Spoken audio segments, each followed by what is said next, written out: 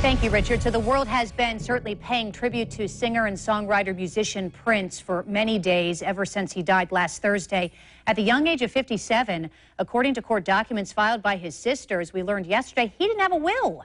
This could cause some real big complications for the star's sprawling financial estate, his musical legacy.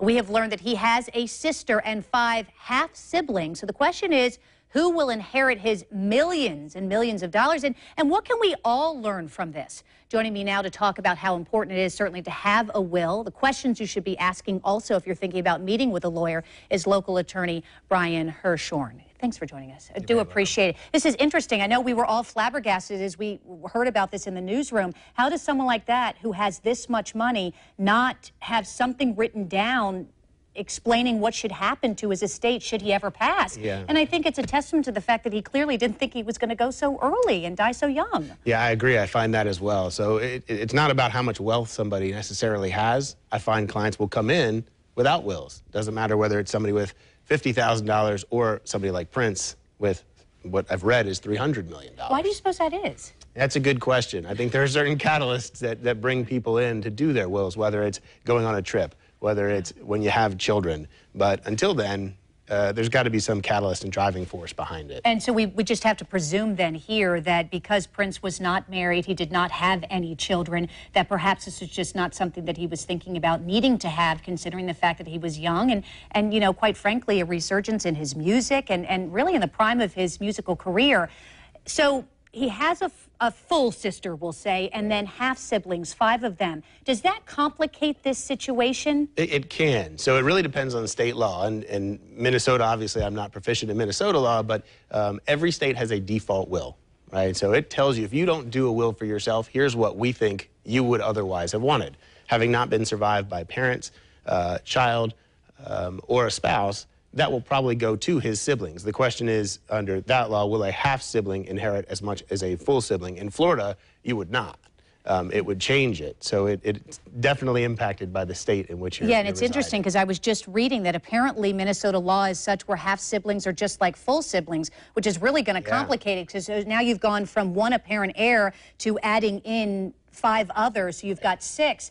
Now, probably most of what you deal with, I would assume, is property or assets and money. Mm-hmm. But he has all of these recordings that are in a vault that have never been released.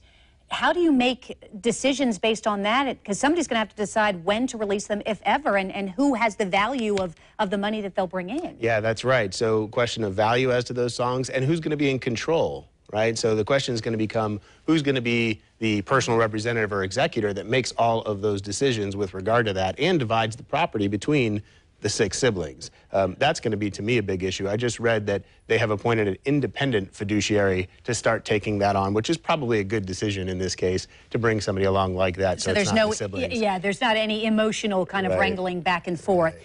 The consequences of not having a will, probate, the time that it can take. Walk us through that, if you will, so that anybody at home who's thought that they didn't need one, they need to realize that, you know, you love your family and your surviving family. It could be a long time before they get what's left of your estate. Yeah, that's right. So the biggest issue I see with not having a will is letting the state decide who's going to get your property versus you doing it. Or even if you don't necessarily have a lot of property, if you have minor children, who's going to care for them, right? So you want to make your decisions versus letting the state dictate what they think you might have wanted. Also, a number of ways to avoid probate. So talk to somebody and learn how to avoid that court process by which we transfer title from point A to point B. There's a lot of things you can do to simplify the process and avoid hassle for your family. And I know that when my children were born, my husband and I put together our will because obviously we want them to be taken care of. God forbid anything should happen to us. But it's not an expensive process also if somebody is saying, hey, I can't afford to do that. Yeah, there are definitely ways to do it